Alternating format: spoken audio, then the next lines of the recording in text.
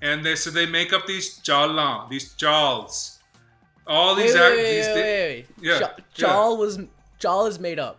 This is the Bhangra podcast.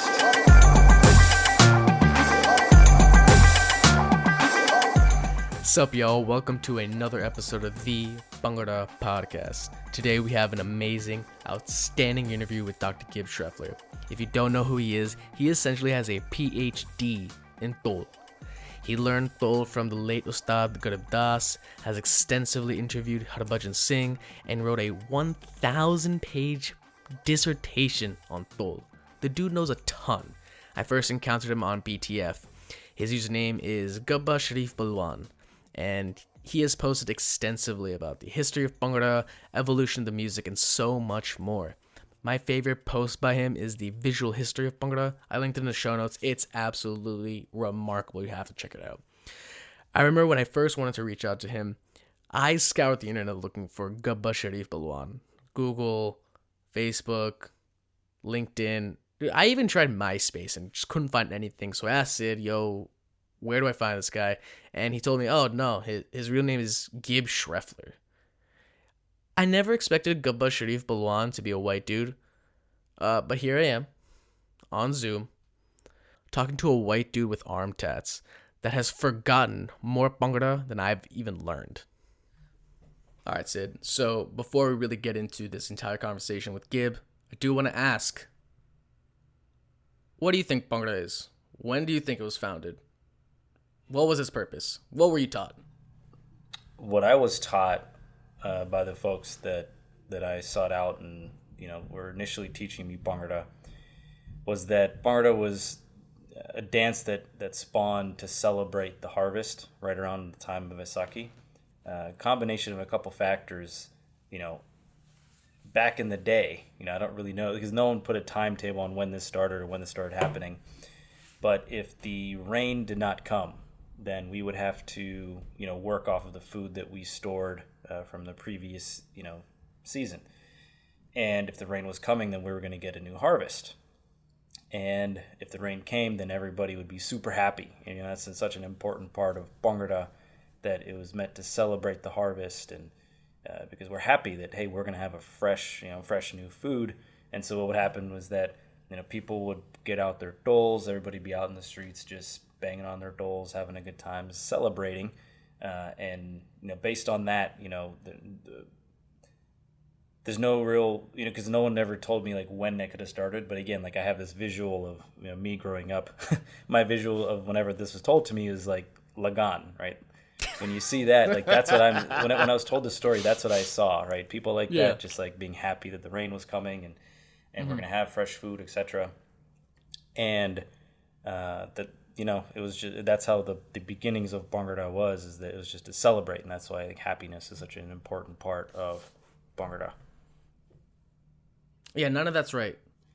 Well, thank you to everybody that taught me. All right, I'm being a jerk. It's about 70% true. Yes, it is a celebration, but there are a lot of misconceptions in what you said. Mainly, especially about the time period. I'm Gibb Schreffler. I'm going to let Gibb take it away from here. I'm assistant professor of music at Pomona College in Claremont, California.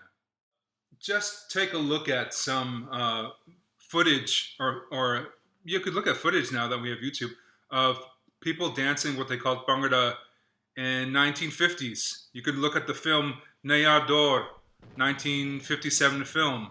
Look how they danced Bhangra there.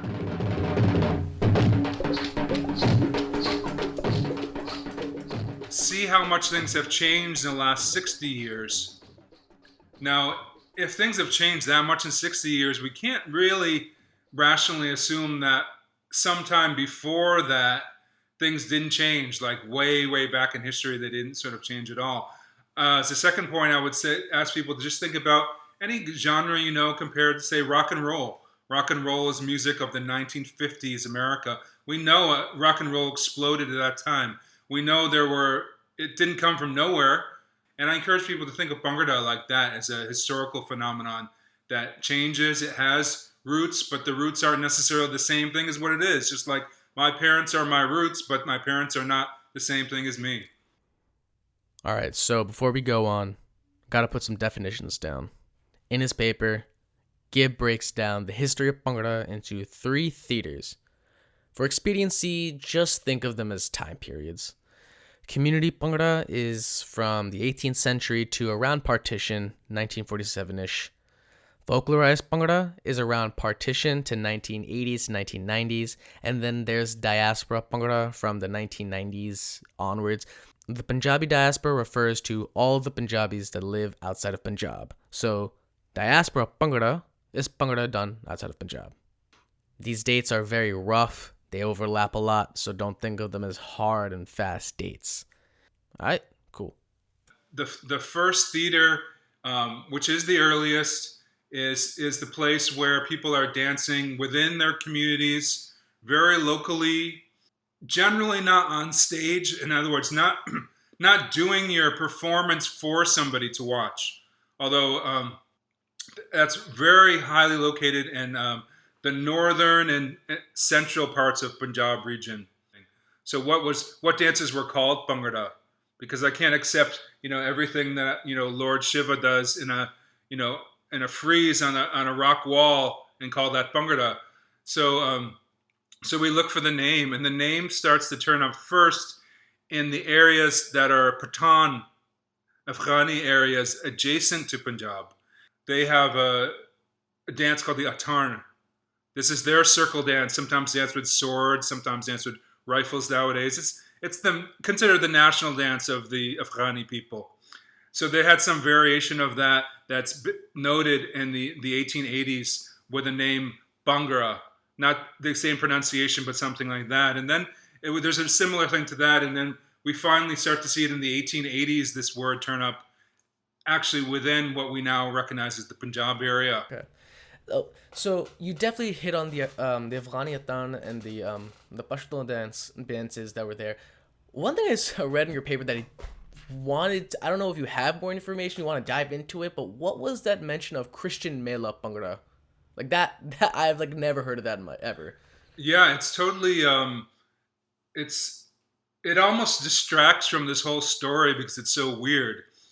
But I had to kind of include it in my historiography because it was the first mention that I have found in a literature mention of the word Bhangra within, the center of Punjab region, So at least recently something called Bhangra had made its way to the plains of Punjab because they were talking back against it. This was at some Christian missionary group was sponsoring this mela, and they wanted to clean up melas. So they considered Bhangra to be something as part of the debauchery and the licentiousness and the abandon that wasn't quote unquote Christian, right? So that tells us something maybe perhaps about just the mood of what Bhangra was. It wasn't a chaste activity. It was. So what did the dance even look like? So we're not really sure because nobody really drew Bhangra back then. It wasn't that common. Even though it was recorded, it wasn't the most common dance in the world. So you're asking me to take a description from a book that somebody else wrote, then try to tell you what it looks like. It's hard, but we do have some discrete descriptions of Bhangra, and Gibb really helps explain that here. Right. Well, I think the descriptions we have from, but 1920s, there's a good description, and it gives us, I think, is a familiar picture, but then again, of course, totally different than what most people are doing nowadays. And the familiar picture is, well, first we need to know the time and the place. The time is the month leading up to Vaisakhi. That's when you're harvesting. You're getting ready for Vaisakhi is going to be the day of the celebration of the harvest. So each night, that whole month, you're harvesting as you go. You're clearing the fields. You have an open space. The men that had been working are getting together in the evening, having some pegs, telling some jokes. It's a very male space, kind of togetherness. And then the drummer who is all the season is the professional hereditary drummer who's who's looking like, this is my payday now, my pay for the year, when the farmers finally pay me back, providing the service of playing tol for all of them. So the format then of the performance, if you'd like to say, it's not being performed for anybody, but it would be somebody gets up, says a verse. We might call it a boli nowadays. They may have called it a tola. No drumming, no dancing. They recite the verse. And then you wait, it's like, O par chana to disdai bela, beli o par vasendai tola. जिसने जगत बनाया भाई भांत भांत दे full खड़ा के वाह भाई वाह भांत भांत दे फुल खड़ा के सोना बाग सजाया Da mela bra, right? Then you start up. You start it up, and then they dance for a while. Din dinak din dinak din dinak din dinak din dinak din dinak. That is the Bhangra rhythm. Not din dinak dinak din din. It's fast. Din dinak din dinak din din. Dance for a bit. There's no singing during that dancing. Then it stops, and then the next person does their verse. So it's alternating. You're not singing while you're dancing. The dol is too loud. It overcomes the singing. So you listen to the person's like their boli, and then you dance for a bit. That was the routine. There's no modern day recordings of community Bhangra. The closest thing we do have is Malwai Gidda. Nowadays, during live Bhangra sets, the singer is singing while the toli is playing and the dancers are dancing. But during Malwai Gidda, a person will come up, they say their boli, they dance and repeat. There is some dancing while singing and etc., but it is the closest thing we have. The example I've been using throughout has been Shan Punjab, the Ep Bhangra on the 6th, 2017. Link in the show notes. Yeah, it's a session. It's like I think of it like a rap session. It's like a circle. It's a bunch of friends that are together and they say, "Look, I'm going to drop some bars right now," and then somebody drops the bars, and then a beat gets going, and then they sort of get into it. That's what I mean by the community Bhangra. Before it was folklorized into a kind of choreographed and worked out stage presentation. Dude, it is really cool that learning and listening to Gibb talk about the history of all this is that all of what he's talked about has just been happening in West Punjab. And so the question I have is that, so when did it get to East Punjab, or Punjab as we know today, like in India? Like many things in the history of Pakistan and India, partition. There was this group of people known as the Bazigar or the Gwar. They are an ethnic group that roamed the Punjabi plains, entertaining villages with music, dance, acrobatics, drama, etc. for money. They also happened to be Hindus. So once partition happened, they traveled to East Punjab and took their knowledge of all the Punjabi dances they've learned with them. The Bazigar people were Hindus, though they had been located mostly in the western side of Punjab that became Pakistan. So they basically, all of the Bazigar people end up shifting, becoming uprooted, having to change their lifestyle from one of being able to wander around and make their living in the vast open areas of West Punjab and then settle down somewhere in East Punjab. And then there's this lucky break that happens in some sense where a particular group of Bazigars who were refugees were settled in a particular village, or in Sagru, sorry. They know how to dance, they know how to drum, they know how to sing, they know how to play instruments, they know how to do drama. The dances they know are all different Punjabi dances because they traveled all around Punjab. So they weren't specialists of Bhangra, but they knew all these things. But anyways, to get to the point of it, they were in this village, which was the home village of these young men who were the ones who decided, let's preserve Punjabi dances. So that was the direction they go in. But then they're in the situation where I'm sad to say, there's like these main dances just weren't really in the eastern side of Punjab at all. These kind of big circle dances are just not really overlapping into the region that was eastern Punjab at all. So anybody who's going to try to quote unquote maintain, promote, revive these dances is going to be someone who had come from the western side, migrated, and just trying to bring some sort of memories. These brothers, I didn't say they were brothers earlier, but these college kids from the town of Sonam, the Deepak brothers that started this first group, They had been earlier living in the western side of Punjab because their father had got this canal colony land that they could work on. So their home was originally, their ancestral home was East Punjab. They were able to migrate temporarily to the West Punjab to work on the farms there, experience the Western Punjabi local culture, and then partition comes, and then they have to go back. They're lucky enough to have ancestral lands back in Sangrur district in East Punjab, but they had that couple decades of exposure to that local, it's called Bar, the Bar areas, the like in between the rivers areas, yeah. So those young men wanted to be the dancers. They didn't come from the families that could do the drumming, but they were able to, in that same village, because their grandfather had patronized and supported these refugee Bazigars, they were able to work together. And so the young men that were college boys were able to be the kind of like mediators and the face for it for the public, the kind of more gentlemen kind of that the public could relate to. And then the Bazigars were the musicians and the people who gave them the know-how. Umar, something to think about here. We've always been told that the dance of Bhangra is a Sikh dance. The Sikhs are the ones that performed it. But what's really interesting to think about here is that the Bazigars are actually Hindu Punjabi. And they were the ones that, were the ones that were doing the dance back in the 50s. So it's interesting that could Bhangra actually also be a Hindu dance? Like, is it maybe also a Hindu dance and not just a Sikh dance? And the only reason that I can see why over time it got away from that is because if you look at the people that kept pushing the dance forward, and especially during the folklorization era, the people that were doing it were all Sikh Punjabi, and there were no Hindus involved. And maybe that's because the Bazigars are so low on the caste system that because we know Desi culture in that time, the caste system is super important. Maybe that's why that Hindus were left out of this.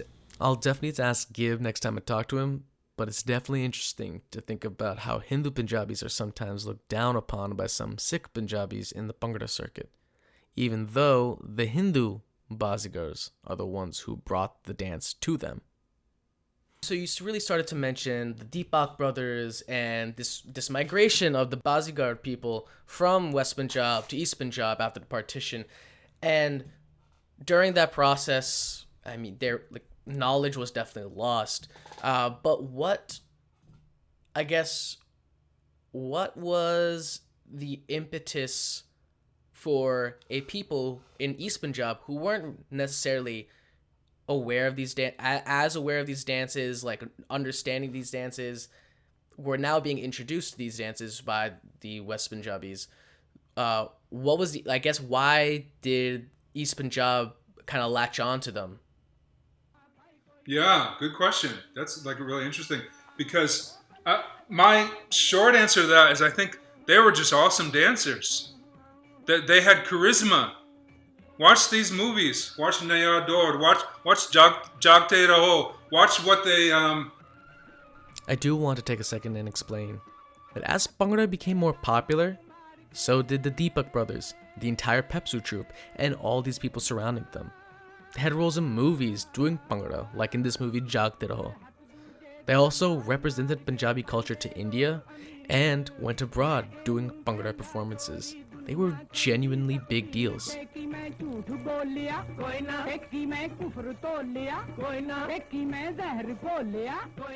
Their style is just very charismatic, and it was a mixture of things of styles. I think that wasn't necessarily. It's hard to tell whether that really reflected the body language of strictly Bhangra or not, because these artists they're learning from, the Bazigars and the people which even the Deepak brothers would have engaged with when they were living in West Punjab, were of a different area than the area where the historical Bhangra comes from. There's a different nature of people down in like Jung Sial, that area, and Faisalabad than the people up in Sialkot. It's a different character, and there's a character to their way of dancing. And early on, the group was into doing all the different Punjabi dances, including the most popular Punjabi dance, which was Jhumar. And we know nowadays how different the character of Jhumar is from Bhangra. They wanted to do that. That would have, in an alternate dimension, if like the butterfly flapped its wings in a different way, Jhumar might have been the main dance, famous dance. Yeah. Nowadays, yeah. No, I don't mean to cut you off, but that is interesting because Jhumar was the dance. Like Jhumar is a dance, and even now we're there is a resurgence of Jhumar to just be just Jhumar exhibitions and things like that. And so I don't even know if you can even answer this, but what was the thing that made Bhangra the dance and not Jhumar? Yeah. The way I would try to come up for an explanation for that would be to say Manohar Deepak, which is the leader of the group, may have been the one to decide we want to create a stage presentation that mixes all of the Punjabi dances. Another account that I've dug up suggests that this one Raja, who I forget what this Raja's name was, but we know there was the princely state of Patiala, which was still in existence for some time after partition, and the group got sponsorship. So they may have also encouraged the group, make your presentation be this way. So they make the presentation that is the mixture, and it's a number of years where they're showcasing this presentation, where they're not labeling what they're doing as Bhangra. They're just saying, we're men Punjabi doing a dance. This is men's Punjabi dance. It's a mix of things. And then it's not until they hit the big time, which is 1954. They're invited by the Ministry of Defense to be in the parade in Republic Day, 26 January, the annual event, representing the state of Punjab. They dance their presentation. And somebody, part of the programming of that says, we're going to call this Bhangra. I want to hit on that. I want you to explain a little bit more. I don't think it's a very commonly understood thing that Bhangra is a collection of dances, and that all these segments that we do, Tamal, Aluddi, Sami, could you talk about that process of literally the Deepak brothers, the Pepsu troupe, and just kind of how that amalgam came to be? What was going on at the time? Why was this amalgam being formed? Who were the main players? That kind of thing. You're making me think here, and revise, because I'm picturing the Deepak groups, and I call them the Pepsu team. I just want to call that, Pepsu was the princely state that they were patronized by, and I don't want to just give credit to the Deepak brothers because I want to give it credit to all. So I'll call them the Pepsu team. Their early performances don't strike me as where we can necessarily pick out different Punjabi dances, despite all that what I just said about that idea of it. That may be because these filmic representations in the films, they tried to stick to those parts which they considered to be more Bhangra. But those and their dance was just characterized by a lot of individual actions. You didn't have to do the same thing in a group and go round and around. You didn't have to coordinate. You just, an individual person just shows their personality for a while. That is very interesting. But I think what I'm getting to is that later, after that group, it becomes even more layered, the Bhangra folkloric presentation, to show these glimpses of different dances. So Jhumar, for instance, was, we know, was included as part of it in the Pepsu team's era, because, for example, I tell in my article how the master Harpajan Singh, this well-known authority on Bhangra, he grew up in the area where Bhangra was danced before partition, and he told me, he's like, there was no Jhumar there, up where I lived in Gurdaspur district. Way up there, he's like, there's no Jhumar at all. We know, on the other hand, Jhumar was the most widespread someplace in Punjab, but that one area, there was no Jhumar. So when this Master Harbhajan Singh in the 1960s, he takes over from the Deepak brothers to lead these national presentations, such as at Republic Day, and perform the folkloric Bhangra. a little more specifically into what are the different actions that people are doing. I want to just highlight, because I think it's the main takeaway. Without doing every point, you can just do this point. 1971. 1970. The class I teach on Punjabi music now at my college is numbered Music 71, because inspired by the year 1971. And this is when this one delegation of Bhangra dancers was set on a huge tour of Middle Eastern countries. Tunisia was a country of focus when I talked to some people about it, but evidently it was a tour. And this group goes to perform, and it's being guided by this government minister, Bog Singh. Bog Singh, a great friend to many Bhangra artists, dolis, etc., a great sponsor of them, but also in the government, and also a great knowledgeable person about these dances. He was the coordinator of this tour, and these groups are sent to international dance festivals. And there was one in particular in Tunisia where each group from every country had to perform for 45 minutes. And they said, oh God, what are we going to do with Bhangra for 45 minutes? This is 1971. There are way less actions than there are now. I'm going to bet most of the people who are listening that at least, I'm just going to make up a number, more than 50, to be safe 50, but probably more than 50 of the actions you do right now did not exist before 1971. And that this is when they said, we got to make up more actions to have 45 minutes. And they make up these jalan, these jals. All these wait. Yeah. Jal is made up. Like Jal was like made during that time. At this moment, I am literally getting out of my chair and start doing Jal for Gibb on Zoom. I'm not gonna be able to speak to that exact action, but the idea was that when you use the rhythm, which a lot of diasporic Punjabis call Jal. What's the Jal beats? I know it. So when people say din na naka naka din din na naka din na naka naka, that wasn't no. You got to stay with me. That beat was not made up in 1971. Okay. All right. Okay. But that beat was not a big part of Bhangra before the 50s. That is astounding, because the thing is, like, now in like the Bhangra that we do now, like Jal is everywhere. Jal is a drop for like almost is like for most segments. It's everywhere. It's everywhere. And that's because, and I'll circle back, but that's because of all the actions that were made to be performed on that in 1971. Wow. Oh my God, that's amazing. Okay. So if we take it back before 1950s folklorization of Bhangra, the rhythm, which some people call Jal, I call it Luddi, just because my teacher did. It's more technically called Kerva. Anyways, but it's the rhythm that goes din and naka naka din din and naka naka din din. That was not. It was present, but it wasn't.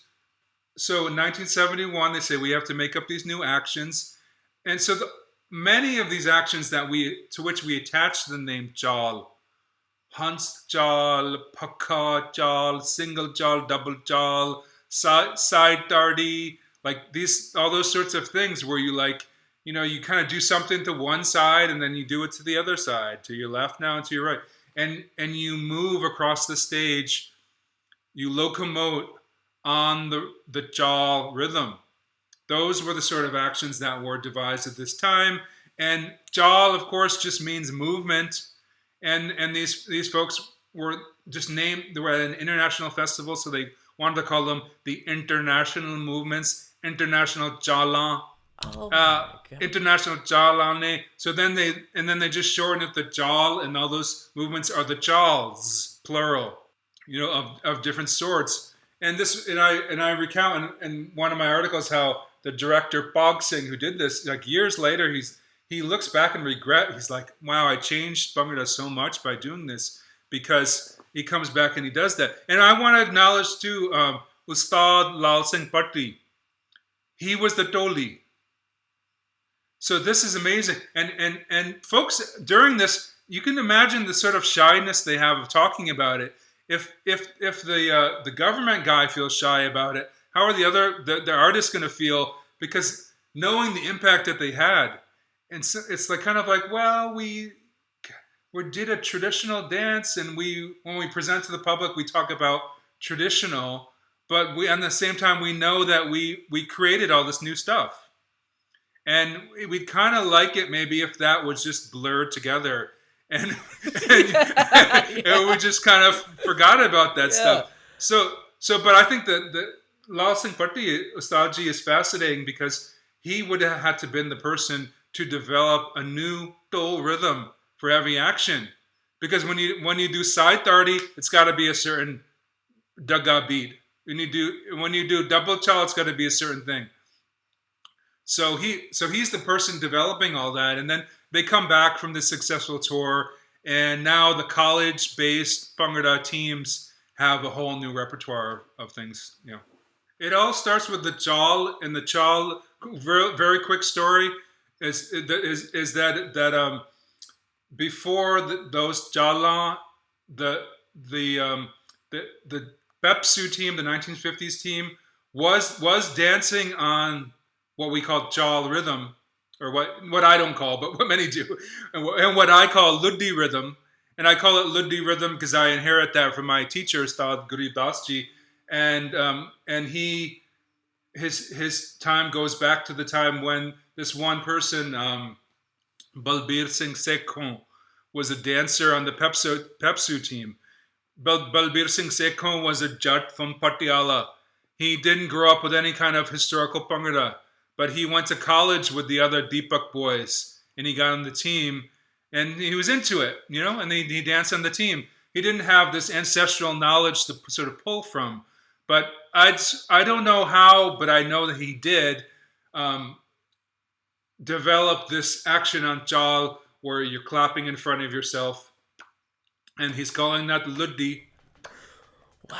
Now, I'm not making any claims here that's made up, but it is a discrepancy in that Luddi is a dance of Pakistan, and it's still danced today often, and we can see exactly what Luddi looks like.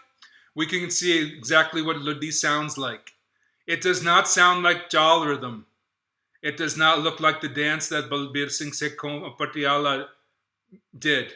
Nonetheless, Balbir Singh Sekhon would do this, clapping hands in front of you, Dinna-nak-a Luddi step, and that's how the name Luddi gets attached erroneously to this Jal rhythm. And that kind of starts it off, but I just have to tell you the story that, with the years of working with my teacher, Toli Ustad Gurib Das Ji, I saw him teach that Luddi to people a million times, like as the first step, and tell them it was called Luddi, and he never tells me. And then after years, I get to the bottom of this story, and I tell him, and he's like, "Oh yeah, that's right." And I'm like, "Well, why didn't you tell me?" And he's kind of like, "You didn't ask." It's kind of like, it's like it doesn't matter. It's like this is like, the tradition evolved, and we consider the step traditional now, and it doesn't serve you for me to like tell you this 5-minute narrative, which Professor Schreffler has just told everybody. It's not my style. I react to the beat and I do the dance. Bhangra was forever changed by a delegation in 1971. All these steps like Hans Jal, Jaddu Singha, etc., they all represent something about the agricultural Punjabi identity, but nonetheless they don't have the roots in older Punjabi dances like all the other steps before it. Yet we all consider all of those steps folk. Even the people like Lal Singh Patti and Bug Singh have conflicting feelings about the changes they made to pre-1971 Bhangra. So then, where do we draw the line for folk? First and foremost, everybody's in Punjab, but how does Bhangra go to the UK? How does it go to Australia? How does it go to the United States and Canada? And these like kind of key Punjabi areas like London, like British Columbia, like Bay Area, California. They maintain some kind of connection of like the Bhangra they knew back from Punjab, frozen in time. But I think that basically was overwritten by what we now see as diaspora Bhangra. Like someone took the hard drive and just put a new file on top of that. It doesn't diminish what they did. They mentored. They passed down to certain people. But basically they were outnumbered by a larger phenomenon that happened later. And I think diaspora Bhangra really, in the main, it develops from young people who are in college and they're imitating what they see in the media. And it develops out of Bhangra music. So we're going to dance to what's now Bhangra music. Bhangra music doesn't become widespread available as a thing until 1980s. So this is mostly post 1980s, because like 1980s Bhangra music was more like you go to the club and you dance to it or something, But like, so it's really like just the start of the 90s when Bhangra music was now globally distributed. Artists in England, you're hearing them in LA, and we're college students. We belong to like, South Asian student organizations. We do our annual culture show, and we want to do this Bhangra thing. And most of the ideas from that are coming from what you see in the films. Not that these people don't have the roots. They absolutely 100% do. They have their family. They've grown up in their Punjabi families. They've listened to their parents and all these sorts of things. But the parents aren't like experts that can really give them much guidance on how to stage this thing. They're more seeing like, Amitabh Bachchan in some movie, Bollywood doing something which does trickle down from the Deepak brothers' presentation in the movies. Or they're saying the music video of some artist, Bindrakia is singing, and in the background there are dancers, and they're sort of doing that. I take that to be the main root of the diaspora Bhangra in the 1990s.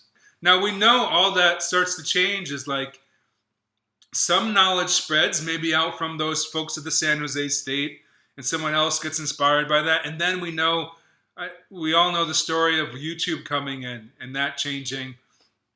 But right before YouTube came, there was that battle I remember between like, were you fusion or you traditional? That's still happening, but yeah. Fusion was the thing. And fusion was like Khalsa Junction. That's hot stuff because it's new and everything. But at that time, what was called the traditional was like the traditional people who had that purism. I think they didn't really know what to do, for traditional. It was just a label that represented something that was in contrast to the so-called fusion thing. But then the YouTube thing came, and then it was like, well, let's copy the routine of people in India, and that was the routine that might have been made up, 5 minutes ago, but it came from India, so that was like that became the basis for like traditional live Bhangra. It's really interesting to understand how much YouTube has played a factor in this. So, and again, I encourage everybody to watch teams, especially from like the 2005 to 2008 era, the Khalsa Junction. I'll throw out my own shout out. Three Rivers Bhangra is the team that inspired FCB. Bhangra's Most Wanted, Lethal Bhangra Crew. Like you can see the folk elements in all these teams, but you can see that it does not look like what we know as Bhangra today. And I, again, compare it to just us in North America not having access to the resources to understand folklorized Bhangra. And then you can see in the 2008 time, the transition starts happening where you see a team like VCU especially. They came in and they dominated. They were an excellent beyond everybody. They were so good back then. They crushed everybody. But you could see the segments. Like watch them and then watch Three Rivers Bhangra, and you can see the difference. And you can also see the difference in the circuit where at that time, a team like Khalsa Junction, a team like Three Rivers or BMW or Empire for that matter, could still compete with a team like VCU at certain competitions. And over time, that got phased out. Like if you didn't look like a folklorized team like VCU was, you couldn't compete anymore. And that probably happened in the 2012, 2013 time. But it took that much time. And again, I look back at YouTube and the fact that you take some of these pockets of North American Bhangra. We know that VCU had access to folklorized Bhangra before everybody else. And same with some folks in Toronto, same with the people in Surrey. And you can see these how much better these certain pockets and areas were. They were just better at Bhangra than everybody else. It's because they had access to these resources. And what ended up happening is people were able to get these videos from Punjab of live teams of Barminder Singh or whoever it was, and they were able to put them on YouTube for people like me to learn, because that's how I learned. I learned about folklorized Bhangra because of YouTube, right? Because I didn't have any access to direct resources. And you can even see, going beyond that, the progression of our own circuit, that we have gone from what, in 2008, you could have a team like Empire be really good. You could have a team like Khalsa Junction or APD, for those who don't know, Arnak Punjabdi from LA. They could be really good along with a VCU. That could be compared to what Gibb refers to as community Bhangra, where there was not so much emphasis on form, choreography, and synchronization and all that stuff. But as we folklorized it, as we put something on stage, the emphasis on those elements that I just mentioned became heightened. And if you did not look like a VCU or a Nashti Jawani, you couldn't compete. But at the same time, if you look at Nashti Jawani in Elite 8 2010, you can see the performance that they put on. Look at that choreography. Look how many gimmicks there were. Look how many everything that was. That was the circuit at the time. And you can see the evolution of Nashti Jawani year after year after year, where they kind of got away from that and kept going more in the folk direction and getting rid of the gimmicks. You can see the transition from 2010, when it still looks like what it could be called community Bhangra, but they had the segments, they had the choreo, they had the form, they had the synchronization, and then it transition. Watch their 2011 video, then watch them at Jush in 2012, then the Warriors at 2013, Big Apple 2014, Berg 2015. You can see the progression, you can see the transition, and them being the trendsetters, you can see where our circuit is today.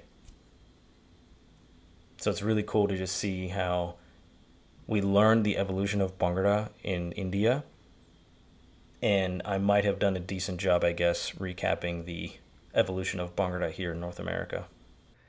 For this last section, I asked Gabe if he had some final thoughts, and same with Sid.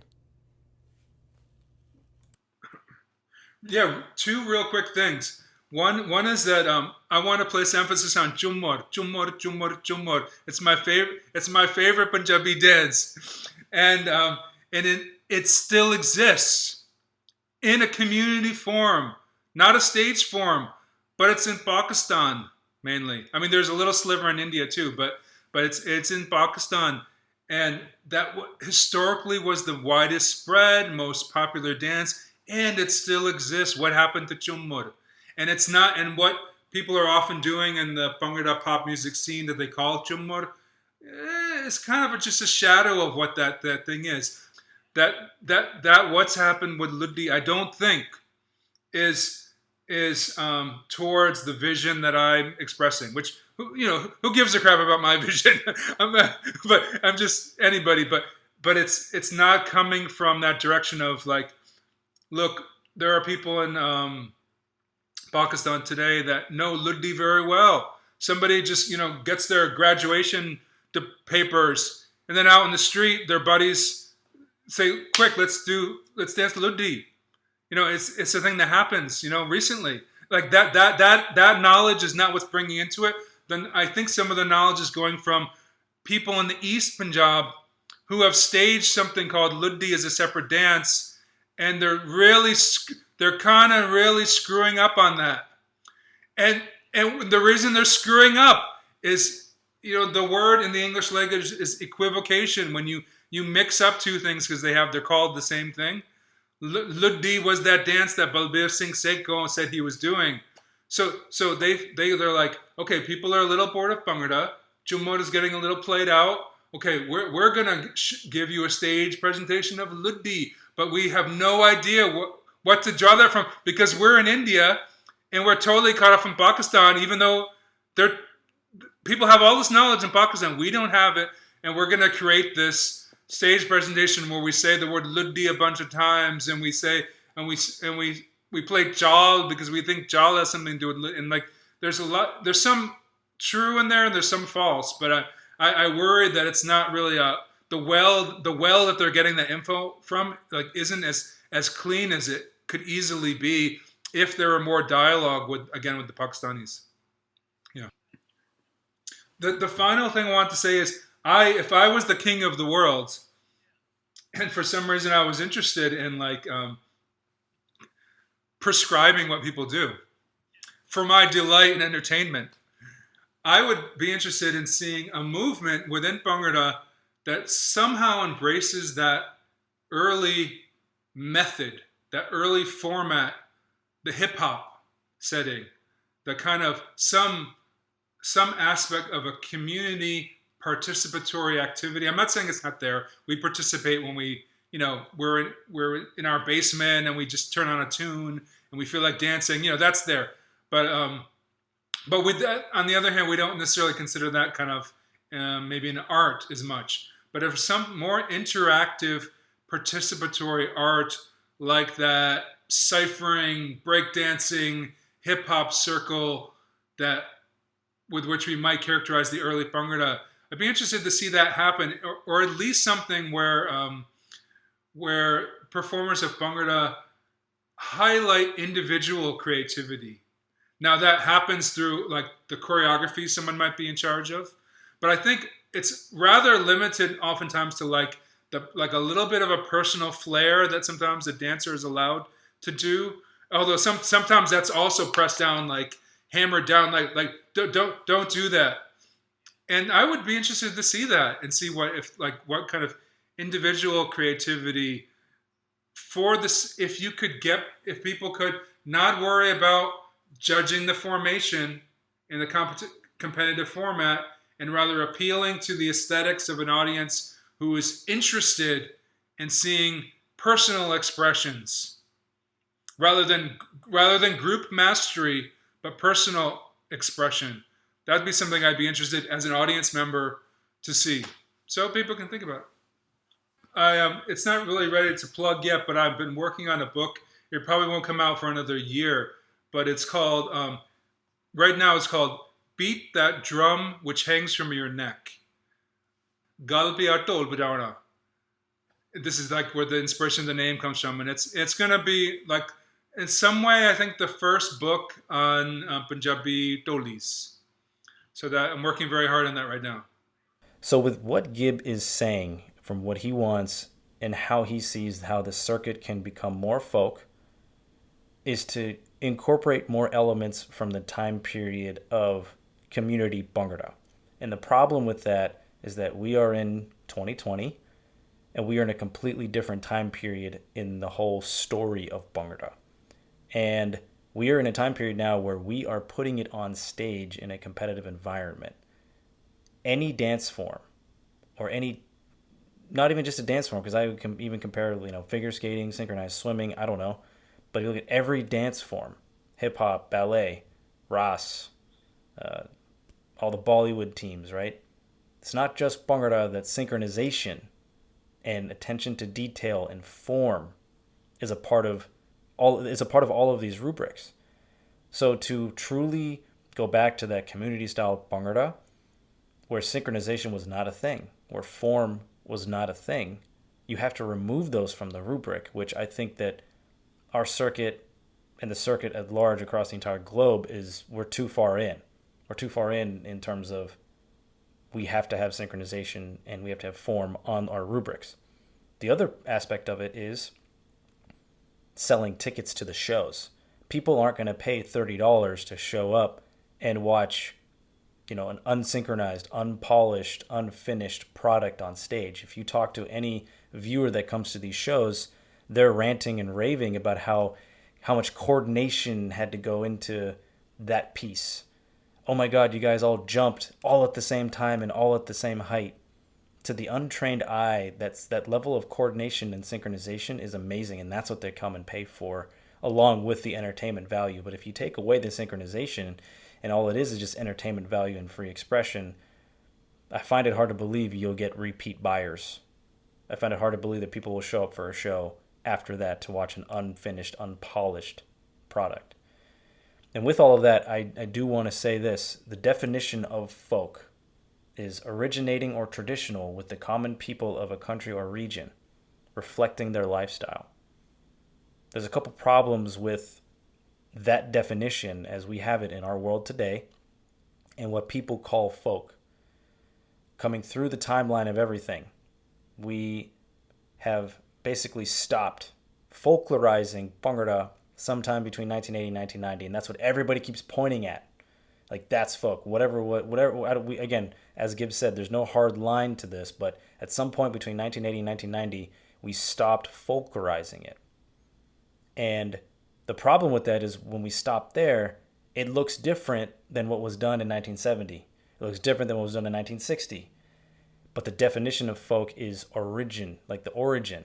That word is in the definition of folk, which throws people who study this for a loop. Like, well, what we're doing in 1990 does not look like what were originally doing in 1960. And that's why I believe that as a circuit, we've had a major issue when trying to have this conversation of which team was more folk than the next. Like, how do you even define that? And think about this, Umar. In 2016, at Motor City Bhangra, at the time was our most folk competition in North America. DCMPAA was told by the judges that they were too folk. Okay? Let's throw another example. Shan Punjab goes to Bhangra Arena. They did their live set in 2019. And they were told there that they weren't folk enough. So the real question is, beyond, like, it's not just what is folk, but where are we drawing this line and who is defining it?